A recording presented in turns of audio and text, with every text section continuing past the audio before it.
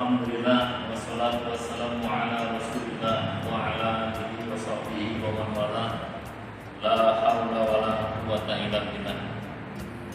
Alhamdulillah pada pagi hari ini kita dapat berjumpa dalam acara P2MK tetapi secara daring dalam jaringan. Terima kasih kepada panitia yang sudah memfasilitasi acara ini dengan baik dan dengan sungguh-sungguh. Sebelumnya saya ucapkan selamat datang kepada para siswa kelas 11 SMK Farmasi Muhammadiyah Cirebon yang telah bergabung dengan SMK Farmasi Muhammadiyah Cirebon. Semoga selalu sehat dan sukses. Baiklah, kita mulai materi kali ini, yakni tentang kemuhammadiyahan. Sebelumnya tema P2MK ini adalah meneguhkan akhlakul karimah pelajar Muhammadiyah melalui kreativitas dan penguatan mental. Pada materi kali ini akan disampaikan yang pertama tentang sejarah Muhammadiyah, kemudian ortom Muhammadiyah, serta tata cara hidup remaja Muhammadiyah. Baiklah, kita mulai dengan sejarah singkat Muhammadiyah. Muhammadiyah itu secara bahasa adalah terdiri dari kata Muhammad dan Iyah yang berarti pengikut Nabi Muhammad. Kemudian secara istilah bahwa Muhammadiyah itu adalah gerakan organisasi gerakan Islam yang didirikan oleh Kiai Haji Ahmad Dahlan bertepatan dengan tanggal 18 November 1912 di Kauman, Yogyakarta. Itulah Muhammadiyah secara istilah. Di Muhammadiyah itu didirikan oleh Kiai Haji Ahmad Dahlan. Bagaimana diketahui bahwa Ahmad Dahlan itu nama sebelumnya adalah Muhammad Darwis, M. Darwis. Ketika itu Ahmad Dahlan pada tahun sebelum pendiriannya adalah merupakan imam masjid di Kauman di Yogyakarta. Kemudian beliau berangkat ibadah haji ke Baitullah. Sambil berhaji di sana, Ahmad Dahlan sambil belajar kepada Syekh Ahmad Khatib diantaranya. Kemudian ada juga Rashid Ridho, Jamaluddin Al-Afghani. Setelah pulang dari sana, Ahmad M. Darwis itu berganti nama menjadi Ahmad Dahlan dengan ada sertifikat atau piagam dari sana. Dan setelah pulang dari sana, pemikiran Ahmad Dahlan semakin berkembang dengan mempelajari tafsir Al-Manar yang digagas oleh Jamaluddin Al-Afghani dan Rashid Ridho. Kemudian Ahmad Dahlan juga di Yogyakarta itu mendirikan pengajian-pengajian, diantaranya ada yang namanya pengajian wal asri, di mana yang dikaji saat itu adalah Quran surat Al-Asr wal asri.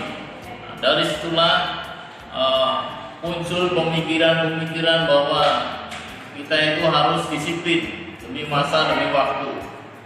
Kemudian juga Ahmad Dahlan menyampaikan tentang Quran surat Al-Ma'un, Ar-Aita, mana pengajian ini, surat ini diulang berkali-kali, konon sampai lebih dari 8 kali, sehingga para santri pun protes. Kiai, kalau Kiai masih mengajarkan surat ini, maka kami akan pindah ke langgar sebelah. Tapi Ahmad Dahlan menyampaikan, wahai para santri, apakah kalian sudah hafal surat Al-Ma'un ini? Sudah, Kiai. Kemudian apakah kalian sudah tahu artinya? Sudah. Seterusnya, apakah kalian sudah mengamalkan apa yang terkandung di ayat ini? Para santri menggeleng-gelengkan kepala. Oleh karena itu langsung saat itu juga para santri dan langsung dipimpin Ahmad Dahlan terjun ke masyarakat untuk mengamalkan isi Quran surat Al-Ma'un itu. Di antaranya adalah menyantuni para fakir miskin, kemudian menyantuni para yatim piatu dan mendirikan lembaga-lembaga sosial, dan sampai saat ini dengan banyaknya panti asuhan dan lain sebagainya. Itulah Muhammadiyah. Kemudian Ahmad Dahlan juga berguru kepada Dr. Wahidin Sudirohusodo, dalam hal ini adalah di Budi Utomo, sehingga Ahmad Dahlan berkonsultasi bagaimana cara mendirikan organisasi. Dan kemudian pada tanggal 18 November 1912 itulah muncul Muhammadiyah berdiri, yang walaupun bagaimana secara resmi diakui oleh pemerintah Hindia Belanda pada tanggal 22 Agustus tahun 1914 dengan referensinya seperti itu. Itulah Muhammadiyah. Kemudian Muhammadiyah semakin berkembang, termasuk di Cirebon ini. Kalau di Cirebon Muhammadiyah baru ada pada sekitar tahun 1930-an dan berkembang sampai saat ini. Kemudian Muhammadiyah juga mempunyai banyak amal-amal usaha. Di antaranya adalah bidang pendidikan dari mulai TK, SD, SMP, madrasah, MTS, SMA, Aliyah, SMK, bahkan perguruan tinggi yang jumlahnya ratusan ribu di seluruh penjuru tanah air Indonesia ini. Kemudian di Muhammadiyah juga ada yang namanya majelis-majelis atau departemen. Ada departemen atau majelis kesehatan, majelis pendidikan tinggi, kemudian majelis sosial, kebencanaan dan lain sebagainya. Itu sudah lengkap di Muhammadiyah, sebagaimana juga yang terdapat di struktur organisasi pemerintahan. Untuk strukturnya Muhammadiyah itu mulai dari pimpinan pusat Muhammadiyah itu berkantor di dua tempat. Yang pertama kantor Yogyakarta di Jalan Cikditiro dekat UGM dan Universitas Negeri Yogyakarta UNY. Kemudian kantor Jakartanya ada di Jalan Menteng Raya nomor 62, sebelahnya Sekolah Kanisius. Kemudian level keduanya adalah pimpinan wilayah Muhammadiyah. Pimpinan wilayah Muhammadiyah itu ada di seluruh provinsi Indonesia. Kalau provinsinya ada 34, maka pimpinan wilayah Muhammadiyah sudah berada di 34 provinsi. Turun lagi ke bawah ada pimpinan Muhammadiyah di tingkat kota dan kabupaten. Itu sudah ada semua. Kalau di Jawa Barat pimpinan wilayahnya ada di Jalan Sancang, Buah Batu, Bandung. Kemudian pimpinan daerah Muhammadiyah kota kabupaten. Kalau di Cirebon yang kabupaten ada di Jalan Tuparev, SMA Muhammadiyah. Kemudian kalau yang kota itu ada di Jalan Tilang Raya, Kompleks Santun Muhammadiyah. Kemudian turun lagi ke bawah tingkat kecamatan, itu namanya pimpinan cabang Muhammadiyah tiap kecamatan. Tapi kalau di Kabupaten Cirebon kecamatannya ada 40, tapi baru ada di beberapa kecamatan. Di antaranya adalah hanya 13 kecamatan.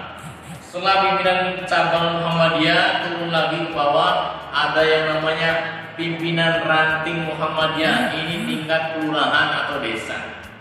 Jadi seperti itu urutan organisasi Muhammadiyah. Kemudian organisasi otonom, Ortom Muhammadiyah. Ada under bawah daripada Muhammadiyah itu ada yang namanya Aisyah. Aisyah istilahnya adalah istri Muhammadiyah. Organisasi Aisyah ini berdiri pada tanggal 19 Mei 1917. Jadi setelah Muhammadiyah berdiri, beberapa tahun berikutnya baru berdiri Aisyah. Kemudian pada tahun 18-nya adalah organisasi Hizbul Waton, Pandu Hizbul Waton. Ya, itu berdiri pada tanggal 18 November Kemudian setelah itu ada Pemuda Muhammadiyah. Pemuda Muhammadiyah berdiri pada tanggal 2 Mei 1932. Kemudian yang dua lagi ada Nasyiatul Aisyah, itu berdiri pada tanggal 16 Mei 1931. Kemudian setelah itu ada IPM, Ikatan Pelajar Muhammadiyah. Ini berdiri pada tanggal 18 Juli 1961. Jadi besok kita ulang tahun IPM. Kemudian Tapak Suci Putra Muhammadiyah. Ini berdiri pada tanggal 31 Juli 1963. Dan ortom selanjutnya adalah Ikatan Mahasiswa Muhammadiyah yang berdiri pada tanggal 14 Maret 1964. Itulah organisasi otonom Muhammadiyah. Mereka berhak mengurusi organisasinya sendiri, tetapi di bawah staf kendali Persyarikatan Muhammadiyah secara keseluruhan. Kemudian setelah itu, materi selanjutnya adalah tata cara hidup remaja Muhammadiyah. Ingat bahwa remaja Muhammadiyah harus berbeda dengan remaja pada umumnya, karena menyangkut label belakangnya ada Muhammadiyah. Berarti remaja Muhammadiyah itu harus cerdas, intelektual, dan berakhlak mulia, berakhlakul karimah. Harus ada pembeda daripada remaja-remaja yang lain. Kalau remaja-remaja pada umumnya yang hidupnya serba semau gue, kalau remaja Muhammadiyah tidak seperti itu. Harus berdasarkan Quran dan Sunnah. Bagaimana akhlak yang dicontohkan oleh Rasulullah SAW. Oleh karena itu, dengan program pembinaan mental dan keagamaan ini diharapkan pelajar siswa SMK Farmasi Muhammadiyah ini bisa menumbuhkan bermunculan akhlakul karimah. Karena pada era 4.0 ini, era industri 4.0 ini, apalagi medsos yang sudah hebat, makanya akan berdampak pada perilaku remaja saat ini. Oleh karena itu, kami berharap para siswa sekalian dapat membentengi diri, dapat menyaring diri. Apa yang ada di media sosial tidak semuanya kita terima, tetapi disaring lebih dulu sehingga akhlak kita akan menjadi kuat. Akhlak kita terhadap sesama, terhadap teman sebaya, terhadap orang tua, terhadap guru, terhadap adik-adik kita, bahkan akhlak kita terhadap lingkungan pun harus dijaga. Jadi kalian tidak boleh ketika lewat lihat bunga yang indah dipetik, itu nggak boleh. Ya, kalau kita sayang pada lingkungan, ya, ada tumbuhan yang berkeringat kita siram dan lain sebagainya. Jadi sehingga kita menjadi manusia yang bermanfaat bagi lingkungan dan sekitarnya.